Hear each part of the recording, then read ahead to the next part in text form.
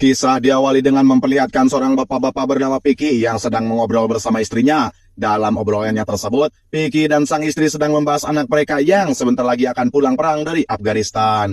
Rupanya anak mereka adalah seorang tentara yang sekarang sedang ditugaskan untuk berperang di Afghanistan. Sudah sangat lama mereka sangat menanti-nantikan kehadiran anaknya tersebut. About a mess. 1 minute. 35 that night, I knew exactly what. She carried on 10 grand, man.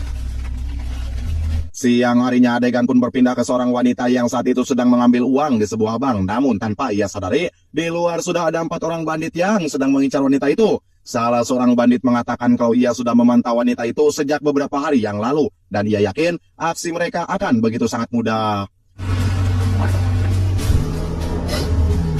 Setelah wanita itu keluar, para bandit langsung mengikutinya dari belakang hingga sampai di sebuah persimpangan sepi. Mereka pun segera menghentikan mobil si wanita itu, lalu mulai mencuri uangnya.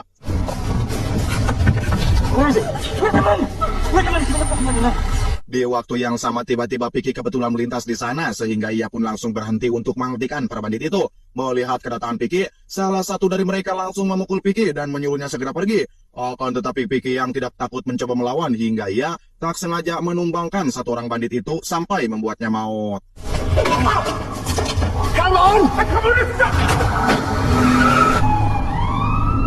Setelah itu Piki pun dimintai keterangan oleh para polisi yang datang ke TKP karena dalam insiden ini ada satu orang bandit yang menjadi korban. Piki menjelaskan kalau ia hanya ingin menghentikan kejahatan para bandit dan sama sekali tidak berniat menghabisi salah satunya. It's your Hollands, you're gonna have to come with us.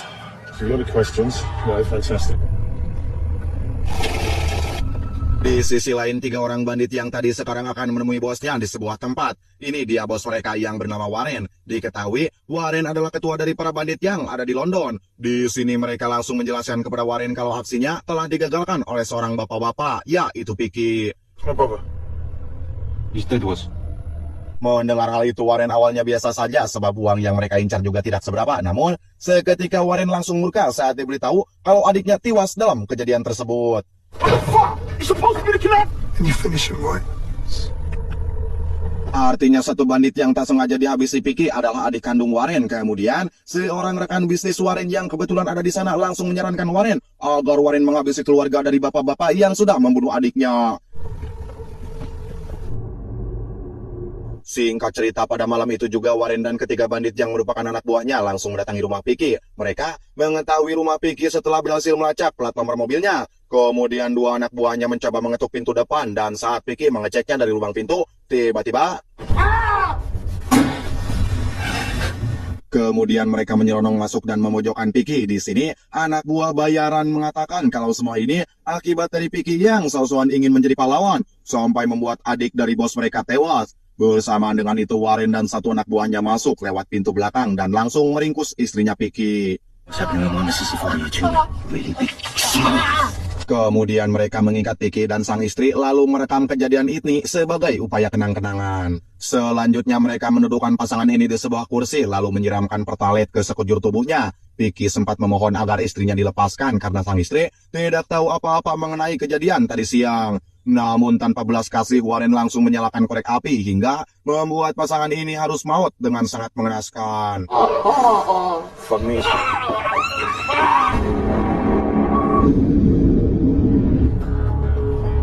Beberapa hari kemudian memperlihatkan pesawat dari Afghanistan yang kini tiba di kota London. Salah satu penumpangnya bernama Jimmy yang tampak bersedih karena orang tuanya dikabarkan meninggoy dengan sangat mengenaskan.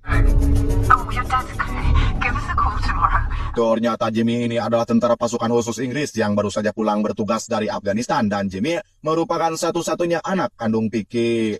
Setelah itu Jimmy mendatangi sebuah bar dan diketahui pemilik bar ini adalah sepasang suami istri yang merupakan tetangga Jimmy. Awalnya si tetangga tidak mau memberitahukan apapun karena dirinya tidak ingin ikut campur. Namun setelah Jimmy menggertaknya, si tetangga merasa ketakutan dan menceritakan semuanya.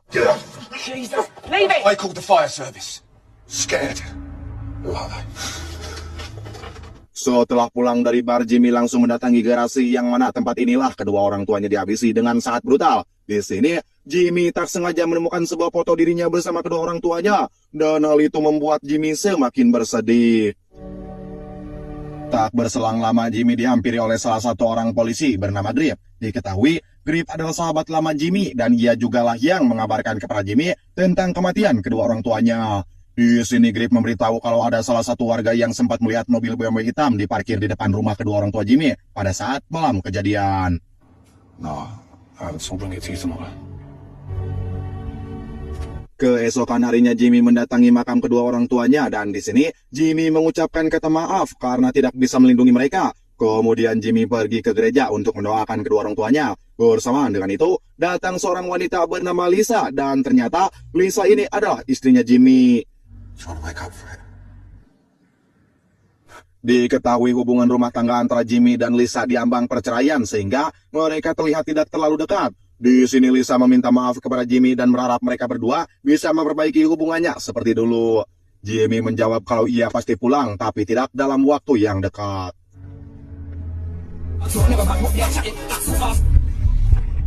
Siang harinya Jimmy dan Grip kembali bertemu. Grip memberitahu kalau mobil BMW hitam yang ada di TKP kejadian orang tuanya adalah milik seseorang bernama Warren. Dia adalah ketua bandit yang adiknya tidak sengaja dihabisi oleh ayahnya Jimmy. You're all man. Mendengar hal itu Jimmy semakin yakin kalau kelompok mereka lah pelakunya. Sebelum pergi, Grip memberitahu identitas Warren kepada Jimmy. Malam harinya memperlihatkan Warren yang sedang berlatih otot di sebuah gym. Ketika sudah selesai berlatih dan akan segera pulang, tiba-tiba mobilnya ditabrak dari belakang. Warren yang kesal segera menghampiri pengendara mobil tersebut yang mana ternyata itu adalah Jimmy. Warren sempat mencaci maki Jimmy dan menyuruhnya untuk keluar, tapi tiba-tiba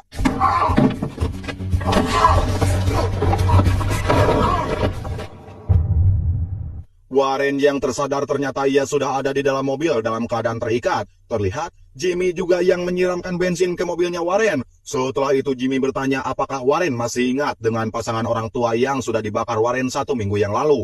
Bukannya meminta maaf, Warren malah menjawab kalau mereka pantas maut karena sudah menghabisi adiknya. Warren juga malah sengaja menceritakan bagaimana ia menghabisi orang tua Jimmy. You know, before we lit him up. To give him the names of the other boys, yeah. Mendengar hal itu Jimmy terus mencoba bersabar dan di sini Jimmy mengatakan kalau ia akan melepaskan Warren asalkan Warren mau memberitahu siapa saja yang terlibat. Warren segera menuliskan 3 anak buahnya dan ia juga tidak lupa menuliskan nama Aldian, yaitu rekan bisnis Warren yang sempat menyarankan Warren melakukan pembunuhan. If you don't, Setelah mendapatkan keempat nama tersebut, kini Jimmy menyuruh Warren untuk membayangkan bagaimana rasanya dibakar dan tiba-tiba what you doing? Huh? Clear the stand and go! setelah itu Jimmy pun pulang ke apartemen milik istrinya yaitu Lisa. Di sini mereka langsung saling meminta maaf dan memutuskan untuk tidak jadi bercerai. Kemudian malam itu diakhiri dengan silaturahmi kelamin sebagai bentuk pelepas rindu.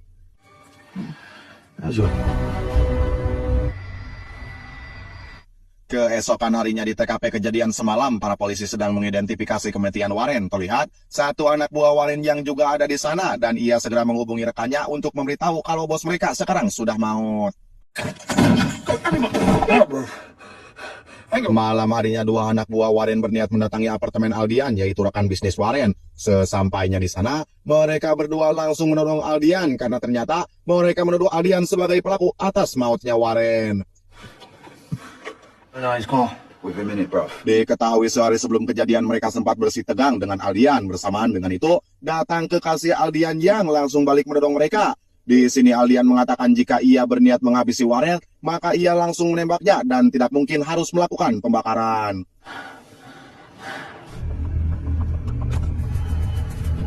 Di balik itu Jimmy kembali menemui Grip dan Jimmy meminta Grip untuk melacak 4 orang nama yang ia dapatkan dari Warren. Mendengar hal itu, Grip menyarankan agar Jimmy tidak melakukan balas dendam dan biarkan kasus orang tuanya polisi yang tangani.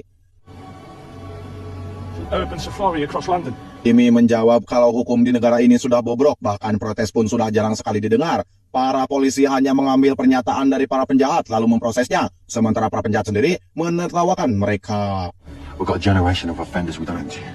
This is necessity. Keesokan harinya Grip dan para polisi sedang berada di sebuah rumah yang mana rumah itu baru saja ada perampokan sampai membuat 1 orang maut. Kemudian Holland si ketua polisi mengatakan kepada Grip kalau mereka tidak usah memikirkan kasus ini karena perampokan sudah biasa terjadi. Apalagi istri korban akan mendapatkan uang asuransi yang sangat banyak dan hal itu menurutnya setimpal. No justice. Mendengar perkataan dari mulut Holland, Grip akhirnya sadar kalau hukum di negara ini memang sudah goblok seperti apa yang semalam dikatakan Jimmy. Di sisi lain, Jimmy menemui salah satu rekannya di militer. Ternyata, Jimmy menemui rekannya ini untuk meminta bantuan agar si rekan mau mengantarkan Jimmy ke penjual senjata. Saat itu juga, Something else. rekannya membawa Jimmy ke suatu tempat hingga ia bertemu dengan seorang penjual. Jimmy sempat mengetes beberapa pistol hingga akhirnya mereka pun pergi. The fucking hell's that? Excalibur?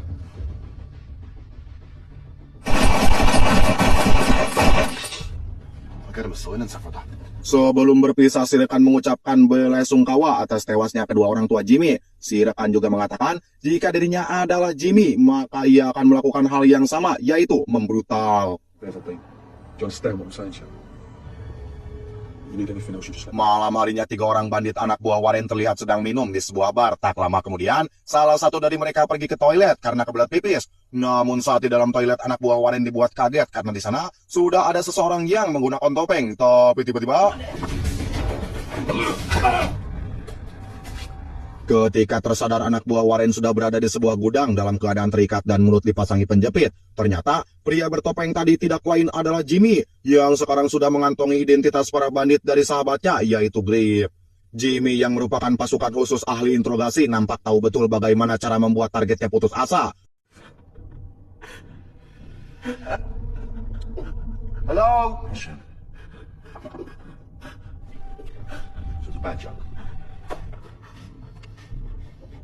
Bersamaan dengan itu, tiba-tiba rekan banditnya menghubungi dan ponsel tersebut langsung diambil oleh Jimmy. Ketika diangkat, Jimmy mengatakan kalau rekannya sudah tidak bisa lagi bicara untuk selamanya. Jimmy menjelaskan kalau Warren bos kalian memang pantas untuk dibakar. Sebelum mematikan ponselnya, Jimmy mengatakan kalau setelah ini adalah giliranmu. When we do, I'm gonna know. This is a little less hard and independent. Opus 7. Keesokan harinya, para polisi menemukan jasad anak buah Warren dalam keadaan maut. Holland, si ketua polisi, tiba-tiba bersemangat menangani kasus ini sebab kasusnya sangat brutal dan hal itu pasti akan membuatnya naik jabatan. Mengetahui Holland hanya peduli dengan jabatannya semata tentu membuat Grip tambah kecewa. Terlihat di samping jasad tersebut bertuliskan kalau masih ada 3 orang lagi yang masih tersisa. Grip sebenarnya sadar kalau semua ini adalah ulah dari Jimmy. It's gonna be a long morning. Please show Holland. Anything else? Setelah itu, Holland mendatangi sebuah bar tempat di mana pertama kali anak buah Warren menghilang. Di sini, Holland meminta pemilik bar untuk menunjukkan CCTV yang ada di barnya. Dan ya, terlihat di dalam tayangan CCTV Jimmy sedang memasukkan anak buahnya Warren ke dalam sebuah mobil. Akhirnya, Holland tahu kalau pelakunya adalah Jimmy.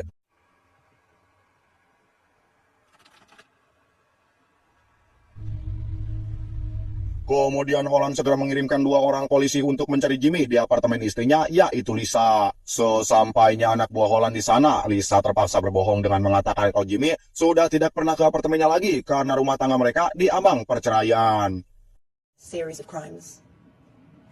This is the detective in charge of the investigation. Setelah kedua polisi itu pergi, tiba-tiba datang Jimmy dan Lisa langsung bertanya apakah selama ini Jimmy lah yang sudah menghabisi para bandit. Jimmy akhirnya mengaku kalau ia melakukan hal tersebut sebagai bentuk pembalasan karena mereka sudah menghabisi orang tuanya.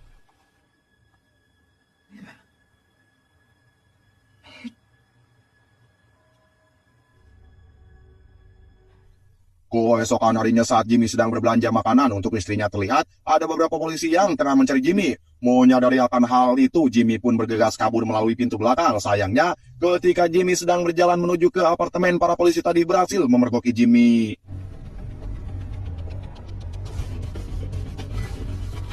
Ketika mereka akan menangkap Jimmy, tiba-tiba datang 2 orang pria kekar yang langsung menghajar polisi tersebut.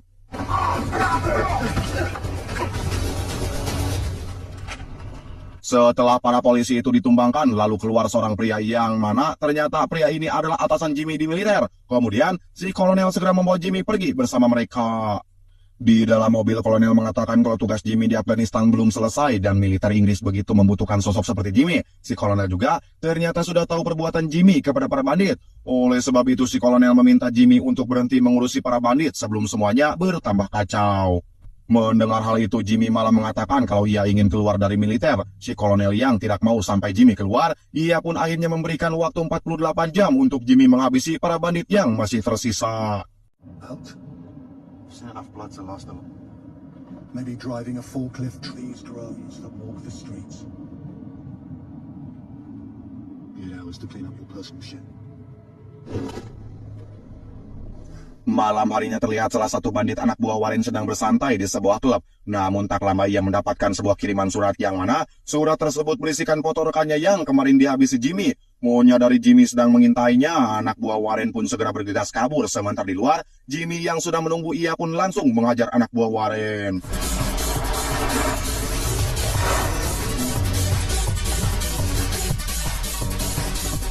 Hingga pada akhirnya anak buah Warren terpojok di sebuah jalan buntu. Jimmy keluar dari mobil lalu mengajar anak buah Warren sampai pingsan. Ketika tersadar anak buah bayaran sudah dalam keadaan diikat rantai, terlihat tangannya diikat ke mobil sementara kakinya diikat ke gerbang. Di sini Jimmy bertanya apakah anak buah Warren tahu kesalahan yang telah ia buat sampai Jimmy melakukan hal ini. Mendengar hal itu, anak buah Warren ternyata tidak tahu apa yang sudah ia perbuat karena sudah banyak sekali tindakan kriminal yang telah ia lakukan bersama rekan-rekan banditnya. Kemudian tanpa ragu Jimmy naik ke mobil tanpa tancap gas sehingga si bandit menjadi dua. Don't do me like that, man, please! Please, please! I'm right! What are you doing?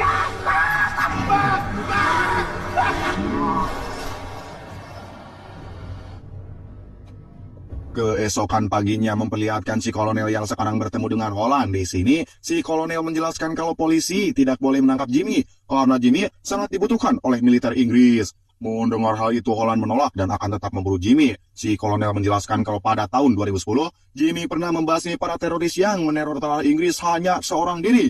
Artinya Jimmy adalah pahlawan yang patut dihargai, apalagi militer Inggris sekarang sangat membutuhkan jasa Jimmy. Kemudian si kolonel memperingati Holland agar tidak bermacam-macam dengan anak buahnya sebelum sesuatu terjadi kepada dirinya. 7-7 look like the teddy bear's picnic. I fight I've ever been in. You could... They welcome him.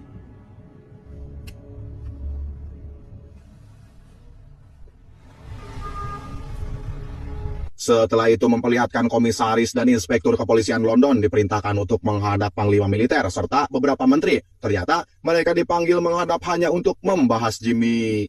Panglima militer mengatakan kalau pihak kepolisian tidak boleh menangkap Jimmy apapun yang terjadi. Hal itu dikarenakan Jimmy begitu penting di kemiliteran Inggris dan negara sangat membutuhkannya. Pada akhirnya mereka sepakat untuk harus memberikan laporan kepada panglima militer tentang perkembangan kasus Jimmy. That's such short notice, gentlemen. You, sir. He's a suspect in a series of murders. This individual slipped our grasp, but I assure you, That understood.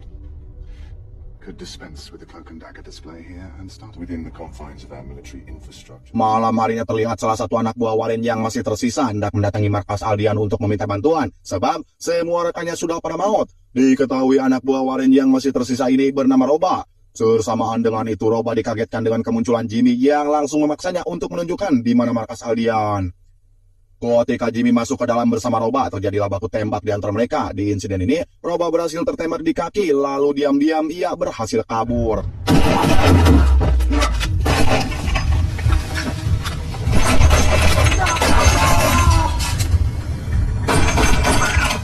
Hingga pada akhirnya Jimmy mampu memojokkan Aldian. Kemudian, Jimmy mencampurkan cairan kimia ke dalam ember untuk diberikan kepada Aldian. Aldian yang ketakutan ia pun memohon kepada Jimmy untuk melepaskannya dan ia bersedia memberikan Jimmy $1 juta. Mendengar hal itu, Jimmy bertanya di mana uang tersebut. Tanpa ragu, Jimmy mengambil semua uang tabungan milik Aldian di dalam brangasnya. Setelah itu, Aldian yang berharap akan dilepaskan, ternyata Jimmy tetap menghabisi Aldian dengan sebuah cairan kimia. Fuck. Talk to me!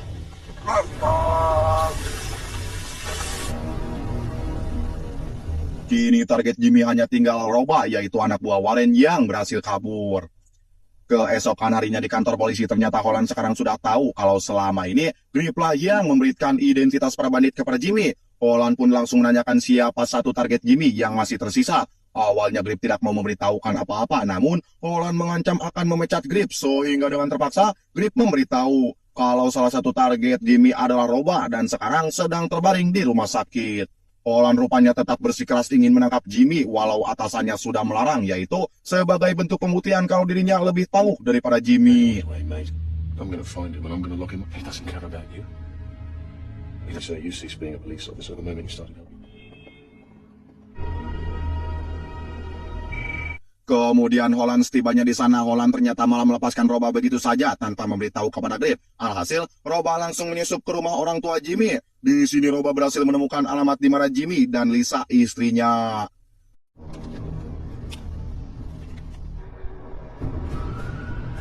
Singkat waktu ketika Roba akan menaiki mobil, ternyata Jimmy sudah ada di dalam sambil menodongkan senjata. Kemudian Jimmy menyuruh Roba untuk pergi ke dekat pelabuhan.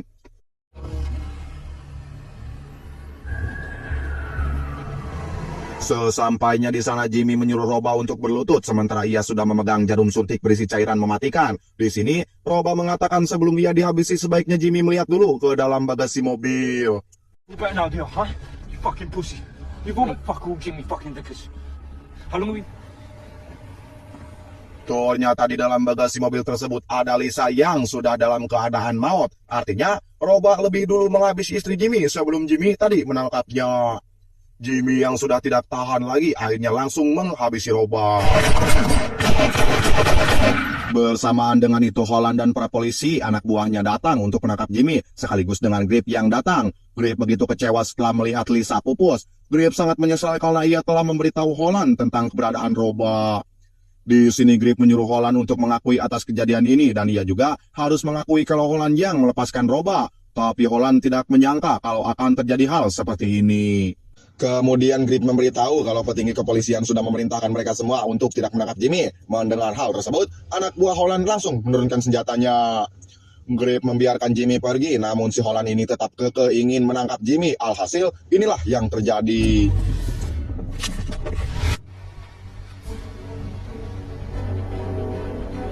Di sisi lain, Kolonel Marinir yang sedang membicarakan Jimmy yang tidak kembali ke Inggris. Kolonel yang sudah muak karena ia dibohongi Jimmy, ia pun memutuskan untuk menyuruh anak buahnya untuk menghabisi Jimmy. They did the police. If he thinks he can... Adegan berpindah terhadap seorang wanita yang tengah diganggu oleh preman. Mungkin preman tersebut ingin sekali mencicipi apa wanita tersebut yang di situ si wanita sedang hamil. Tak lama kemudian Jimmy pun datang dan hal tersebut sudah bisa ditebak apakah Jimmy akan membrutal setelah kita tahu dan melihat mukanya yang sangat membangunkan dan penuh rasa dendam. Dan film pun tamat.